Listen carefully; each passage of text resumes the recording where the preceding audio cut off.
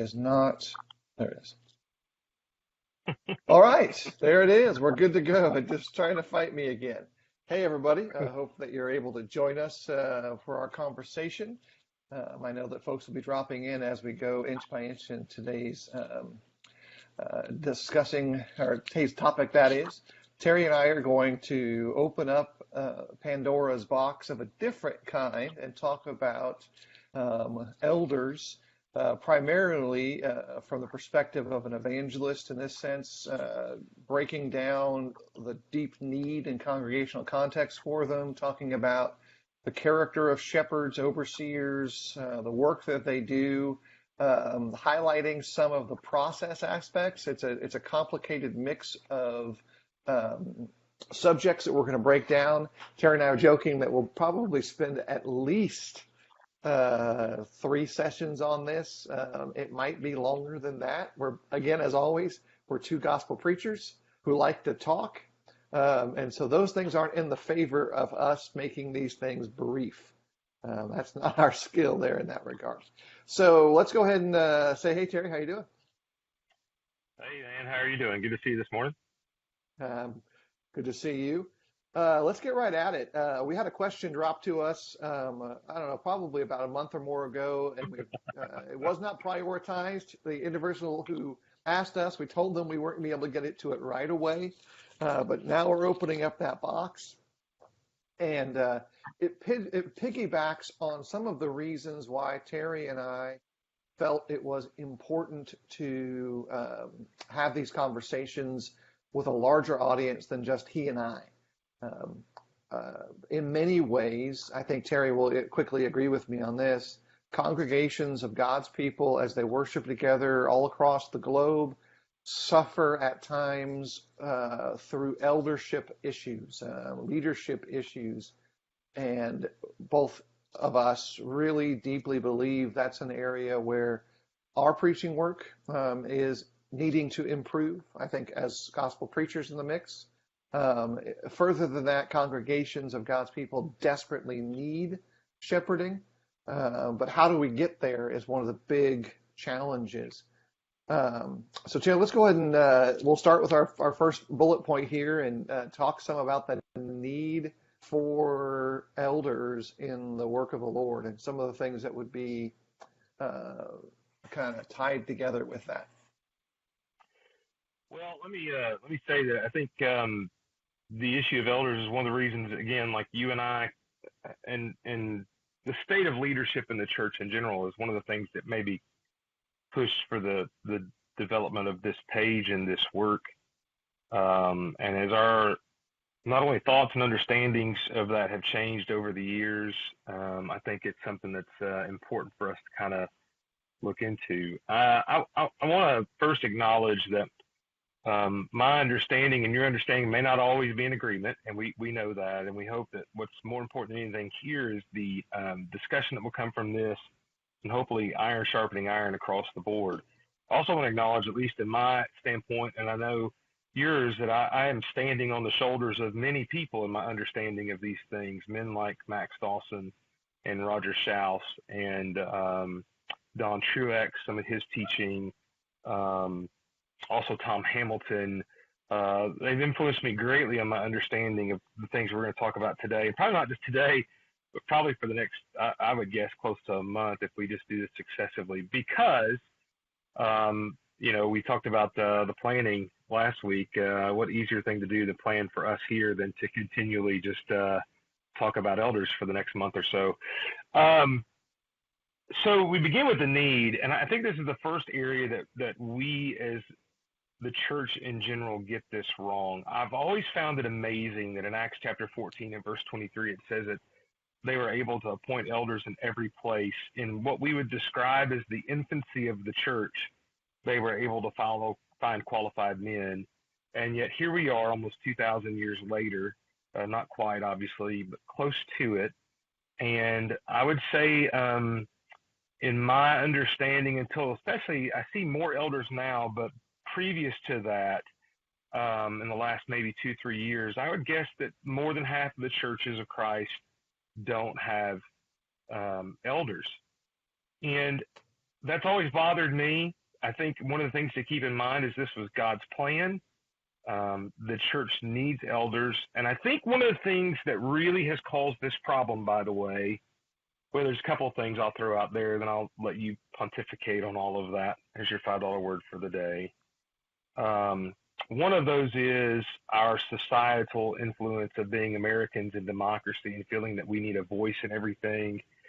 And the elder process and the elder structure seems more dictatorial to us than democratic, and that causes problems because we all want our voice to be heard.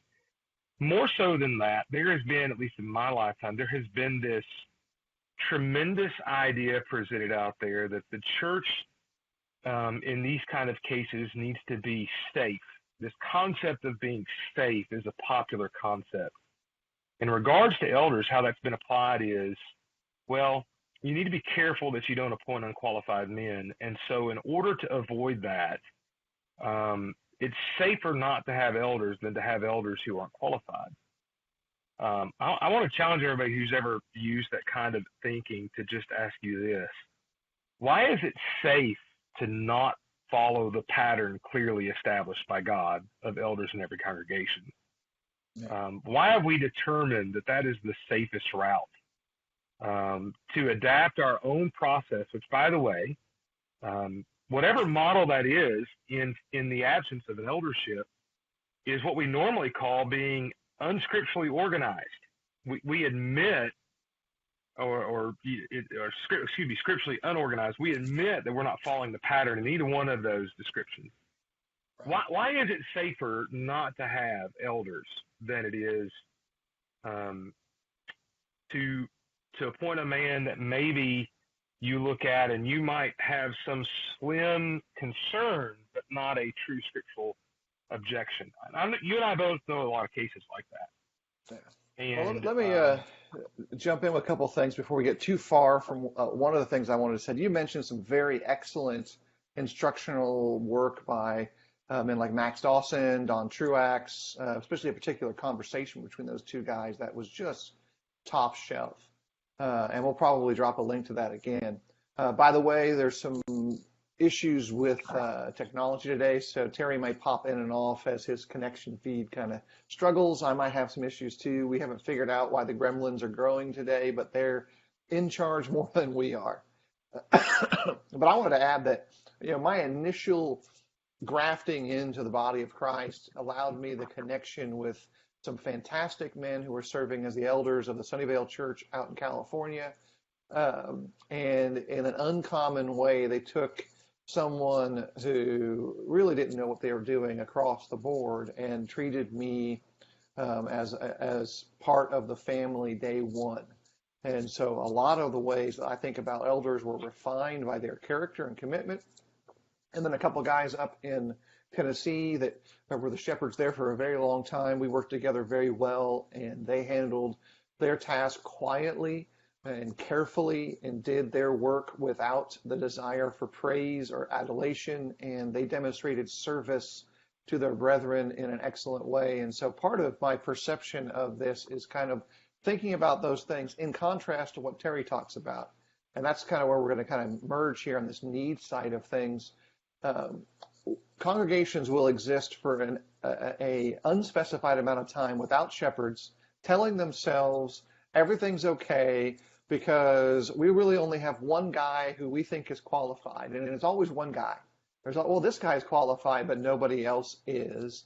And then they say it's okay because our group decisions are good enough. And what happens is that one qualified guy, whoever he is, there are two things that will take place. Either his voice becomes too loud and he gets frustrated because he's actually qualified, and so he gets quiet, or the voice of the least qualified across any number of these matters, they overwhelm, and you end up, in essence, far worse than your hopes are.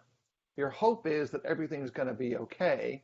Your desires are well placed and well intended, but you've created an environment where the least prepared to lead are given very often the largest platform to decide, and then we say it's okay. I'll just tell you from my experience as a young college kid who was given a voice in business meetings in a congregation without shepherds, I had no business being part of the decision process, even if my technical Bible understanding was superior to the Christian who had been serving the Lord for 30 years, but maybe his family life had fallen apart at some point in that process and he was picking up the pieces. He still knew more than I did. And we need to do a good job of both balancing that process too, but understanding that when we accept the pill that says we're going to be scripturally unorganized, we're saying it's okay to be walking wounded in some ways. We're kind of saying, this is totally cool. I'm good with it. I'm okay with it.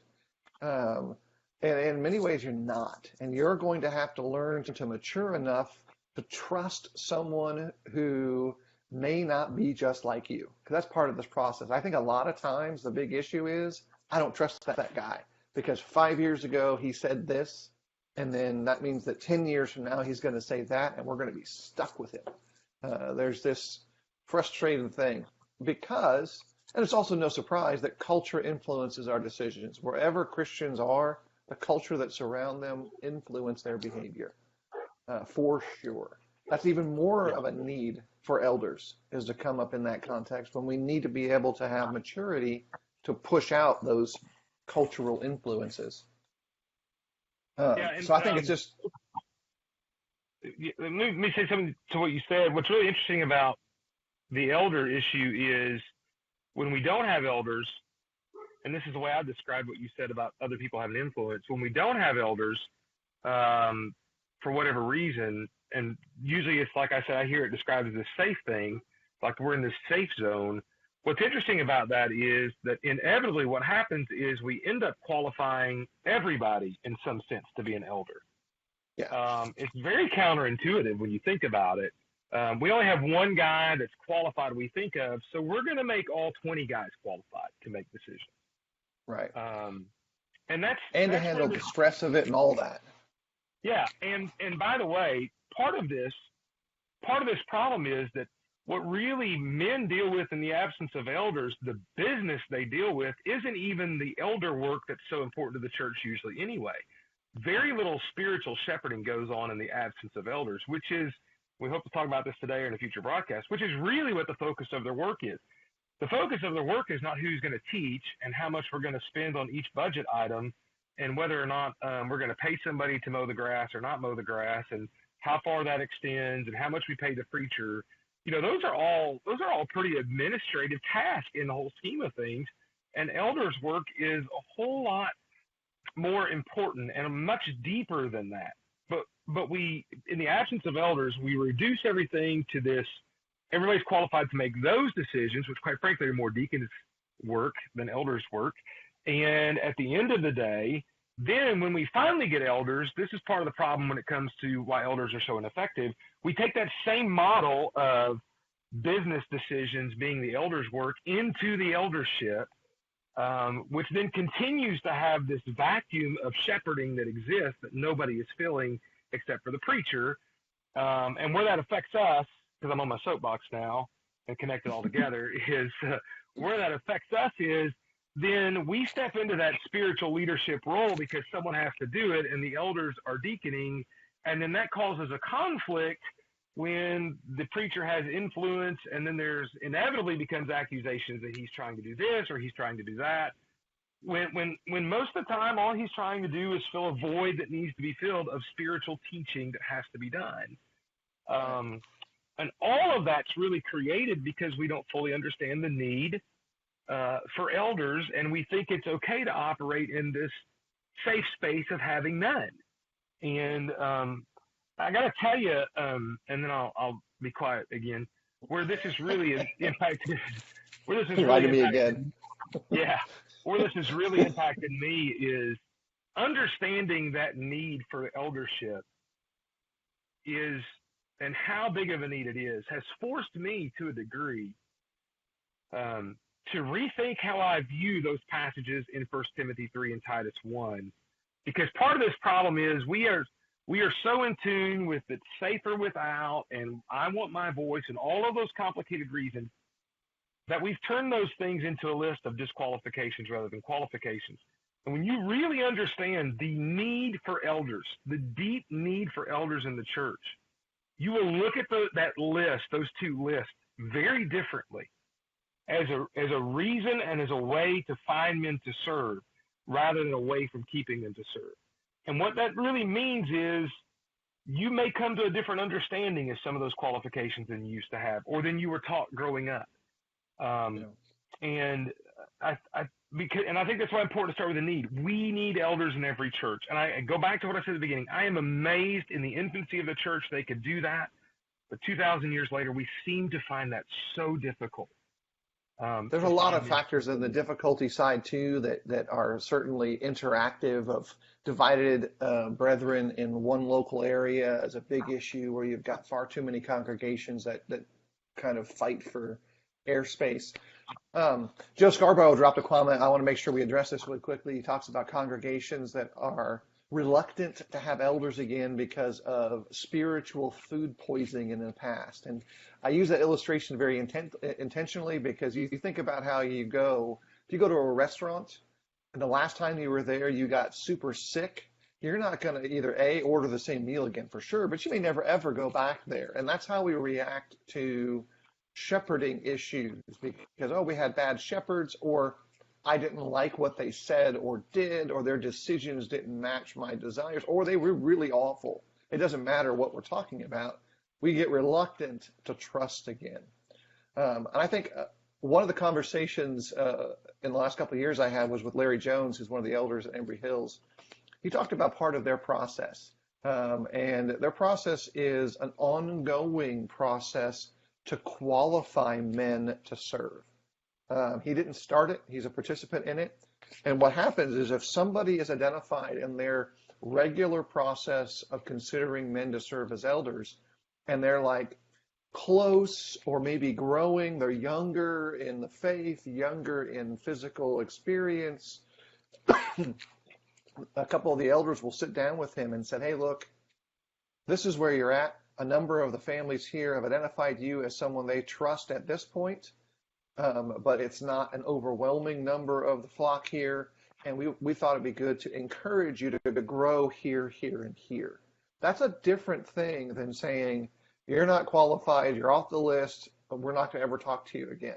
I think that's the mindset that some brethren have with a person is if you're already 50 years old and you're not qualified to serve as an elder, you're never going to be qualified to serve as an elder. By the way, those are arbitrary illustrations on my point. Age and et cetera. But I think that's a powerful shift of mindset to say, we're looking to qualify people to serve, not to disqualify them or find reasons why they can't serve. It doesn't change the meaning of the words. It doesn't change the meaning of the principles, but it certainly changes your perception and perspective to the very important work. Yeah. And recently where I'm at, we appointed elders about, I guess 10 months ago, additional elders.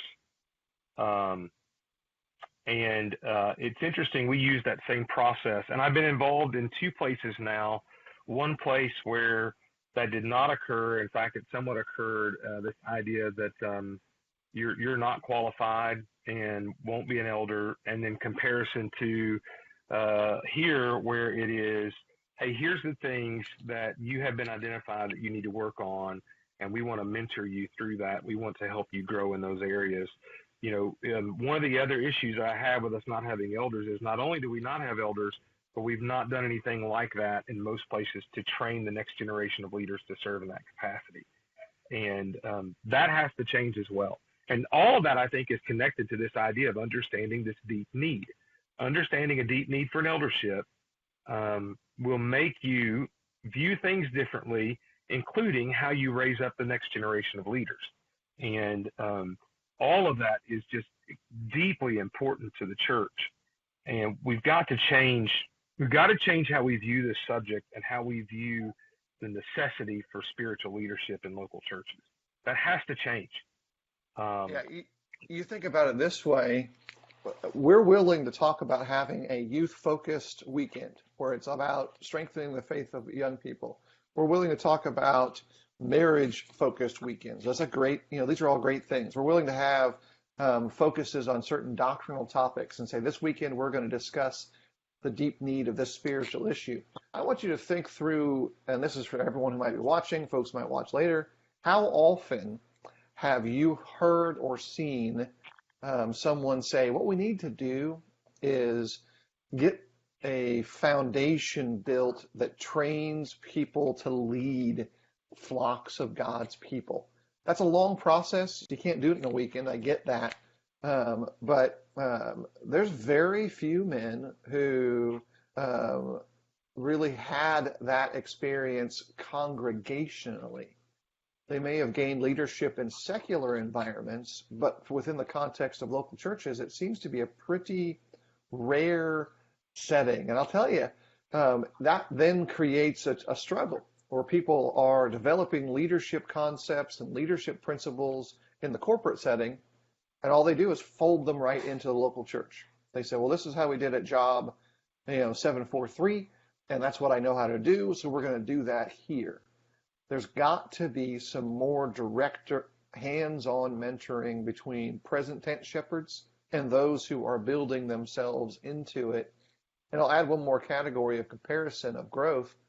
Somebody who's been serving as an elder for 20 years, when someone new steps into that eldership, there's going to definitely be the need and the benefit of mentoring between those two people.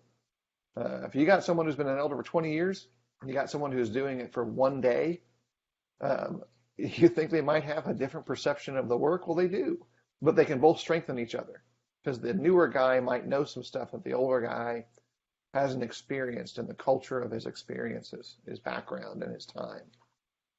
So I think that's really important. We certainly have got to make sure we express that more. Preachers have a huge role in that from the teaching standpoint. And that's kind of where we need to emphasize a little more strongly the need for good teaching about biblical leadership patterns, strong teaching about both home level leadership, which leads to congregational level leadership. Those are biblical truths that certainly need to appear in the teaching and preaching preparation side for congregations. I think even more than that, even just in the process of considering what do we do? How do we do this? We know we need them. How do we get there? That structure needs to include it too. Terry talked about the odd contrast that for generations in the first century, it looked like elders were just a given. Elders in every place, elders in every place. You go in congregations that he and I have both worked with over the years, and elders have never been in place. Like literally, you have folks who have been Christians nearly all their lives. We're talking 2/3, 3/4 of their living lives, and never worshiped with a church that had elders. You want to watch someone freak out? Watch someone like that. Like, what's this all about? We have elders now. It doesn't mean they're going to be disrespectful to God or disrespectful to their shepherds, but it's a huge shift. I would say it's probably equivalent to the feeling of a week, 2 weeks after a couple gets married and they look at each other and go, we're married now. And they're like, what are we doing? It's so foreign and it's so different and it's so jarring, but it really shouldn't be that way in that sense. So a couple of the questions have been coming up, and I'm sure there are going to be some other ones. I also note, and I'll identify this, some of our viewers who are watching are shepherds. You guys get to be the smart ones. So if you have smart questions or comments, I expect them to appear. I see you. I won't call you by name, but I know you're there. That being said, BJ asked a question for us. To what extent should the perspectives of the demonstrably spiritually mature factor into the appointment of spiritually mature of the spiritual maturity of the Lord's work. Since the design is noticeably not democratic, how do you balance maintaining the unity of the church, bearing with one another, and prioritizing the insight of those best to equip to lead? How do you handle the potential obstacle of a vocal saint least qualified to assess those whom God's word approves? I'll tell you, you've now asked like 7.5 of the 7 questions that are kind of hard in that process. They're hard for everybody involved. And let me just tell you that on a practical level, that they really are. There's no immediate, quick, easy answer to breaking them out. That being said, we can certainly kind of break down a couple of them. The easy answer to part of that is they have to be instructed by the spiritually mature that their perception is equivalent to their maturity. And that requires a demonstration of leadership that I will tell you qualifies a man to serve. It's one of those process points. That's not a novice moment where they are demonstrating their understanding of the scriptures. And if you want to talk about like who does that job, it's a mixture, in my perception of how I would handle it in those shoes. The preacher kind of backs off a little bit and lets the guys who are really qualified to shepherd, they should shepherd that moment. They're going to probably do it better too, by the way, than the young evangelist for sure. But in a general rule, that's something that's really kind of the starting point. And there's not like a percentage ratio of what input they have. It's really a recognizable thing. Terry? This is where I want to be careful what all I say. Who are you and where is Terry Francis? Yeah. You know, one of the things I struggle with, and BJ said in there, it's obviously not a democratic process.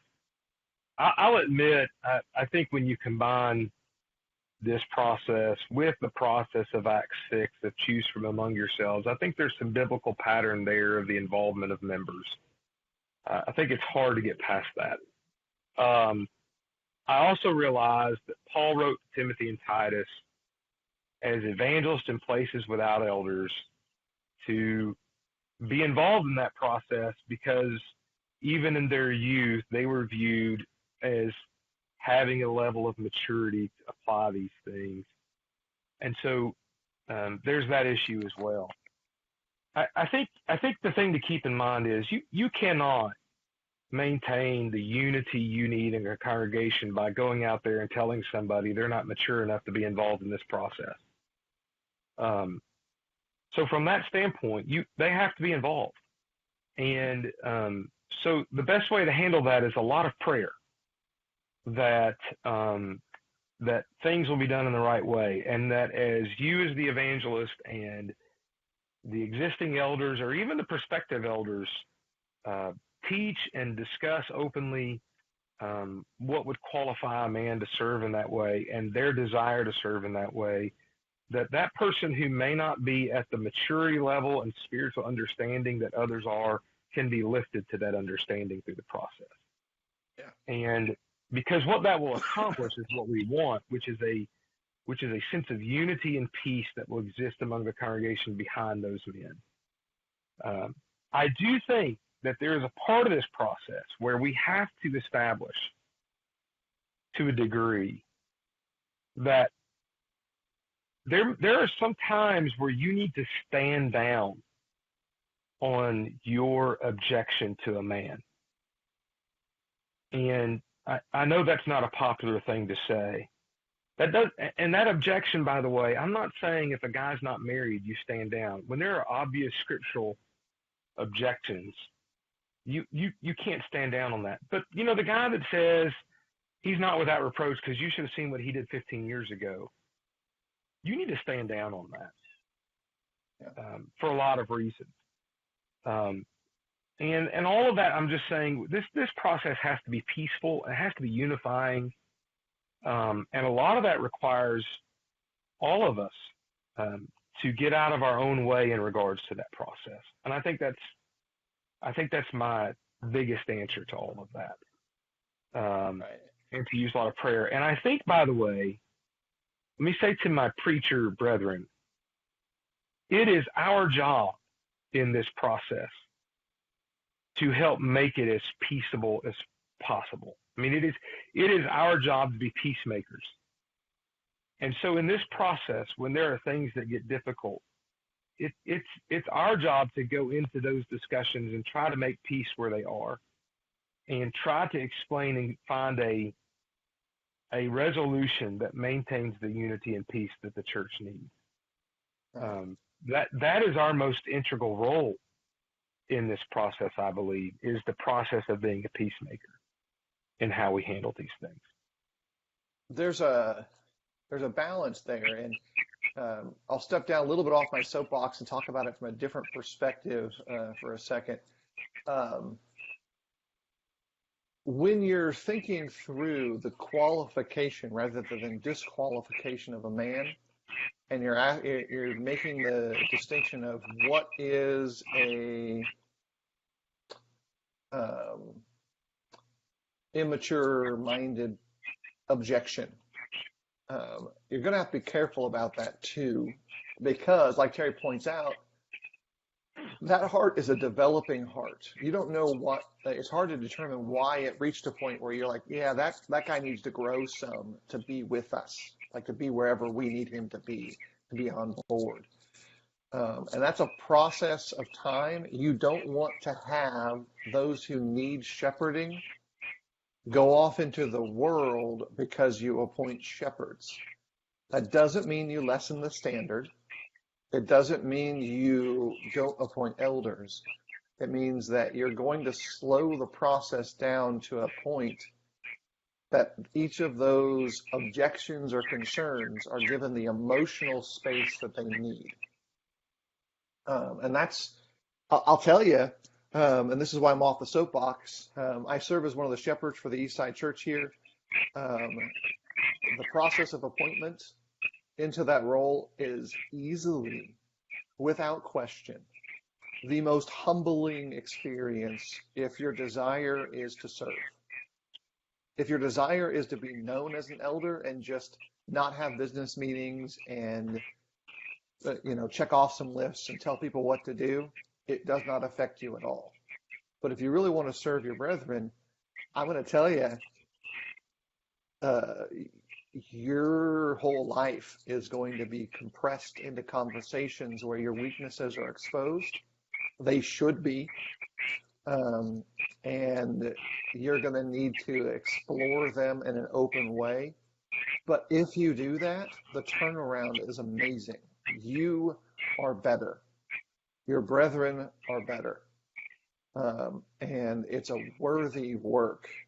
And most of the guys that I know who serve as elders, most of them would rather not serve as elders. But they serve because they love their brethren, they love their God, and they love seeing congregations grow, because the work is not joyful every day. It's not vacation. Does that make sense? I'm trying to. Yeah, it does. Let me address something in regards to that, because I think this is a great illustration to maybe illustrate what I was talking about, somebody who maybe has a poor understanding. And this is something to address on this page, because it's exactly the kind of thing we're talking about. One of those very subjective judgments that a lot of people have, and I get to deal with this because I don't know that you can deal with this right now, Phil, because of your position, but there's a lot of people that have this kind of subjective understanding that preachers should not serve as elders under any circumstance, because in our mind is a conflict of interest. That's the most common explanation to that. So let's say we have a member who has that, and let's say that I know where you're at least currently, there's 2 elders. You're one of the 2 elders. So if we hold firmly to that and still can't be an elder, then that eldership absolves, and there is no eldership. Um, and so let me just say this about that. In that circumstance, and if you want to contact me privately about this, it's fine. There's no scripture that says that. There's no scripture anywhere that talks about preachers not serving as elders. And it's also interesting that there is scripture that says we could pay the elders. And I know in Sunnyvale, where you were at, they practiced that for a while. They had full-time shepherds who were paid to be shepherds. And it's amazing that in regards to paying an elder, the scriptures say, hey, you can pay an elder. And most churches don't practice that. And I personally think that's something we need to rethink when possible.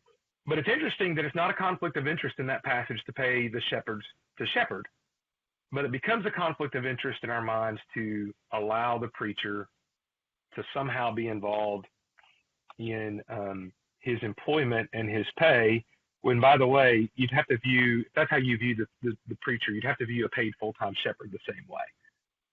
All of which is to say, how do you handle that situation? How do you handle that situation where here's a guy that's a preacher, and I'll tell you, I hope to one day serve in that capacity.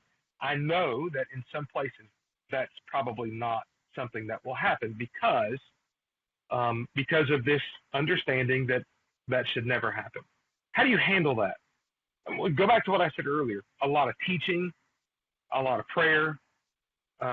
You don't handle that, by the way, if you're the preacher, by standing up and pointing fingers and saying, you can't prove that from Scripture.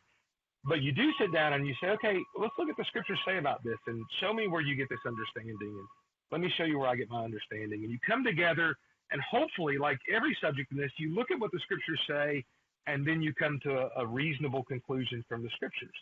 Now, having said all of that, and I know you're the same way because you and I talked about this process, if me serving in that role is going to be such a hindrance to somebody that it's going to cause problems, then I won't do that. I won't do that in order to maintain the peace of the congregation there. And that's how that should be done. But again, that's how you handle those situations where, and I would consider somebody who held that position, to be clear, to be somewhat of a weaker, immature mindset, because I don't think they've considered the entire Scriptures in this area. But a lot of teaching, a lot of prayer, a lot of patience, and above all else, unity must be preserved in this process. Yeah. Even if that means that you, as the evangelist who thinks you're qualified to serve, takes your name out of that and doesn't even allow it to be considered in order to maintain the peace and the unity of the congregation. And I would suggest, by the way, if you're not willing to do that, to maintain the peace and unity of the congregation, then you've actually proven to be unqualified to serve as a shepherd in that sense. Right. So I'll step off of that because, like I said, I think I could probably do that quicker than you, but that's a great illustration, I think, of what BJ's saying and how we handle that. Christopher Withrow says this. He says, it is a heavy weight to bear when serving, even when you serve with other heavily or highly qualified men. Serving is a sacrifice of time for your physical family to give and care for your spiritual family. The Old Testament comment is sacrifice that costs me nothing.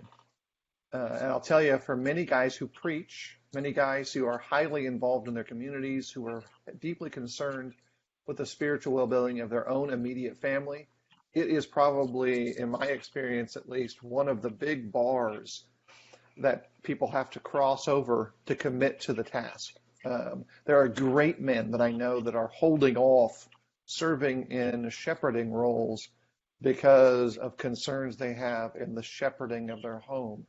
And I'll tell you, I admire and respect the clarity they have of their condition. I do not think, at least in the ones I'm thinking of, that this is an excuse to avoid. This is an understanding to recognize, hey, this is what serving as an elder will look like. And that means I would be accomplishing this great spiritual good for my spiritual family. But look, there are times, and my kids are starting to, like we have two kids still at home, one at college. They're Christians. They understand big picture God stuff. They're preacher kids. They understand evangelistic stuff. But they're still upset when dad has to go and do elder things or preacher things, when they want dad to be present for their things. I don't think that will change with granddad to grandkids either. All the guys I know who have grandkids who are also elders, they miss out on some of their kids' stuff, their grandkids' stuff, because they prioritized a family in the congregation who's part of the flock of God. And they say, they need me right now. They Well, need and I would add to that. me. I would add to that the elder's wife sometimes is upset because this gets Yeah, in the way. I mean, yeah. and reasonably so. And the reason I know that is because if you don't know this, let me share this. The preacher's wife is sometimes upset that the preacher Really? can't commit to certain things with the family because of other things that are going on. And that's a part of the burden that you bear. And it's a very, very real thing. And by the way, that's one of the reasons I think, to go back to what I said earlier, I think there needs to be some consideration. I tell you what the church really needs is some guys that are able to shepherd somewhat full time. I got to tell you, in the last couple of years, I've come to that understanding that if we had one or two guys, I mean, and it's not possible for all of them, but if we had one or two guys that put as much time into shepherding and could do that because we financially support them the same way I'm supported to put into the teaching of the gospel, just how revolutionary that would be to the local church of what you could accomplish with that, and how that would also lighten the burden of that man Right. as he serves to do that. Right. I mean, And that's it's a something. juggling act constantly to say, I'm doing this work and that work at the same time. And there is no end to the amount of time that you can profitably spend in the strengthening of your brethren in the role of evangelistic work, teaching work, or shepherding work. They're all distinct but intertwined, and you can pour as much in and it will accomplish good. But there's only so much of it, and you've got to balance those things out. And it's a challenge for sure. Well, and it's my greatest reservation, quite frankly. And I know you and I, again, talked about this when you accepted to be a shepherd there. My greatest reservation about that, and I think a much better argument for those of you who just don't want preachers to be elders, by the way, is that it will become a difficult act. It will take away, in some ways, some things that I'm doing now purely for evangelism and the sharing of the gospel. There's no way around of it wants to go do something in the area of shepherding. That is going to be a challenge to balance. You are juggling a lot of things at that point. And again, personally, that's the greatest concern I have if it gets to that point for me, is being able to balance all of those things, and how difficult that is. My prayer is, particularly for those in congregations where the evangelist is one of the shepherds, is that the congregation grows to the point where the shepherd cater gets large enough that the load can be shared. I think it's important to understand, especially in eldership context where you have 3, 4, 5, 6 elders, not every decision in the sense of working with an individual or a couple needs all of those guys there. A couple of elders can divide and conquer in those contexts, and it's a lot healthier for everybody involved. And with the thankfulness of modern technology, you can keep each other in the loop. I think of the elderships that are around in the area where I live, nearly all of those elderships have a digital communication group that's just them for that congregation that they use to share what's going on. And that speeds up the flow of information about the flock. I think it's a healthy thing to do, and it certainly is a plus there. Something to think about in the process of this is important for those who had questions about how do you go through this. Start building a timeline of what you want to accomplish in the process from where you are and where you want to go. We've identified the need. We'll probably talk in the future about the character and the work a little bit, although we've certainly talked about those two things. But you need to have some start points and end points in the process that allow people to maybe navigate these difficult decisions. Set aside a month of time where the expectation is qualified candidates are going to look and meet with those who have concerns and give them the time to work it out. And I'll tell you this, and this is from an experiential side, it's totally okay to punt the timeline a little bit further.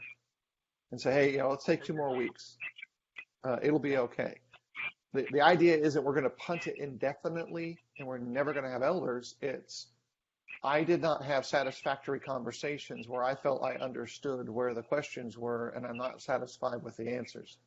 The flip of that, if you have concerns, bring them directly to the individual who you think is not yet qualified as you see it, as quickly as possible, as openly as possible, and be willing to submit your conscience to God's plan when you recognize the possibility that maybe you're the only one who holds this conviction, even especially in areas where you feel deeply principled about it.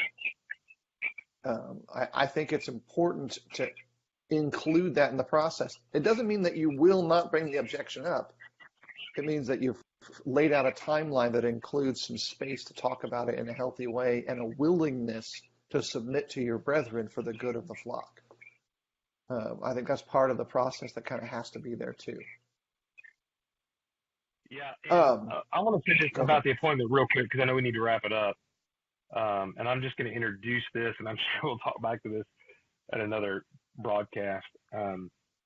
I think to people out there who you think you are ready for this task, I want to tell you that I think there's nothing wrong. In fact, I think it would probably be the preferred way for us to do this sometimes, for you just to go talk to the elders and say, look, I have this desire.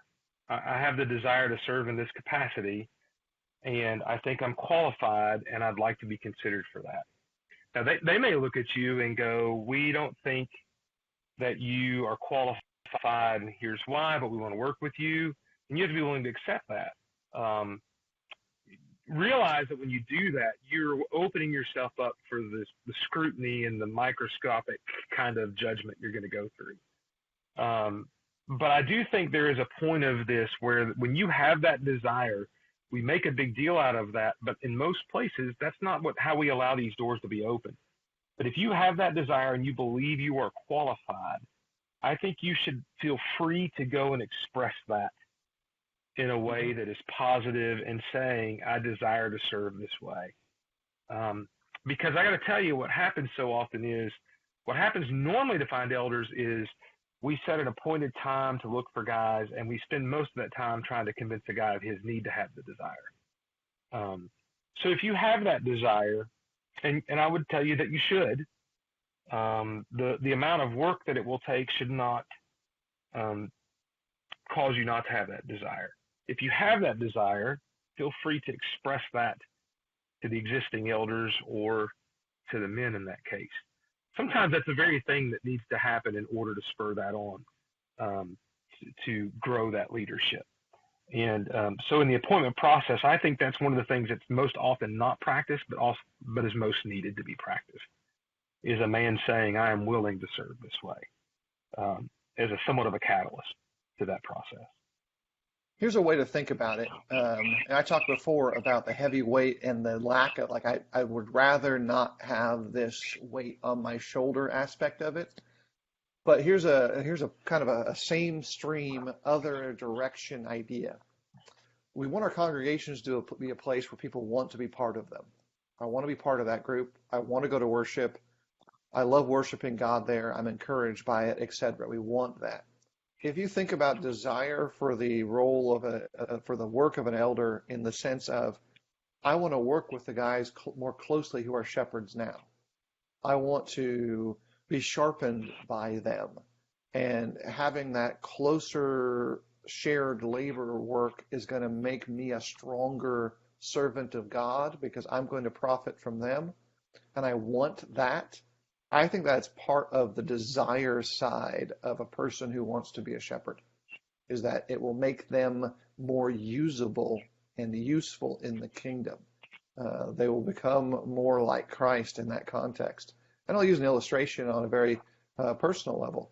I've always been richly blessed in my association with the shepherds of the congregations I've been part of. One of the factors that had us moving from Tennessee to Georgia was working with Andy Buffet. He was at the time one of the shepherds here. and then he ditched me. He ditched uh, you. and I can throw him under the bus right now. Uh, but I'll tell you that he and Michael, as a pair of shepherds, were a big portion of the decision process, because I looked at that and said, I'll be better working with them. I will be better as a father. I will be better as an evangelist. I will be better as a Christian in that shared work. And the answer in the outside, even for the short period that Andy was here, the answer was yes. 100% yes. 100% better from working with the elders who have been at Eastside since I've been here. I think that's a positive edge of the desire that is important. I think that's a building block side. And you should have an open enough relationship that people can come to the present shepherds or the congregation and say, I want to be an elder someday or tomorrow or whatever. And you can look at it and say, great, let's talk about how that will look. Let's talk that process over. Let's open up both our Bibles and our conversations about our lives in a healthy way that says, let's make this better. Let's make this stronger. Let's make this a better relationship and a better point of service in our work together as Christians. Joe asked a question that we're definitely not going to have time to discuss for today's broadcast, but I'm going to read it now, and we'll definitely include it in our upcoming conversations whenever they are. He's interested in how others do their selection process. He's seen where names were submitted by a paper list. So elders put forth men, a period of questioning, etc. All of those things we're going to definitely discuss. I think they're relevant parts of the process. I'll say that, at least from my standpoint, participation in that discussion is going to be limited for the next 2 weeks. I will try to be present for the broadcast, but I have zero control on some of those aspects. I will be out of the country. I'll be doing a little bit of Where's Waldo for the next couple of weeks. I know Terry will do a great job in my absence.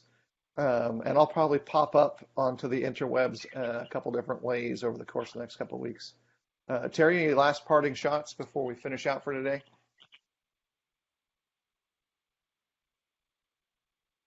No, just and I'm sure we'll pick up.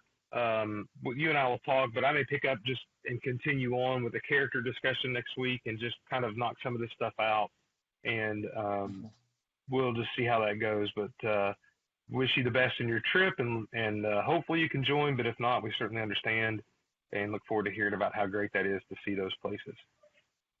Right. I love the theoretical possibility of live from an undisclosed location popping up on the screen, but I will most likely not be a active participant per se on the video side, although it's possible.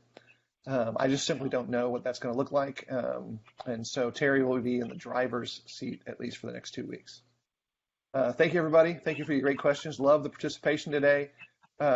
It's a challenging subject for sure. It's one that is probably more rewarding than we understand early on, especially in our evangelistic work. But we'll continue to break it down, discuss it. And like always, if you got questions, let us know. If we can help, let us know. We'd love for you to like the page, share the dialogues that you feel are really important, and continue to do the work well. Have a great day, everybody.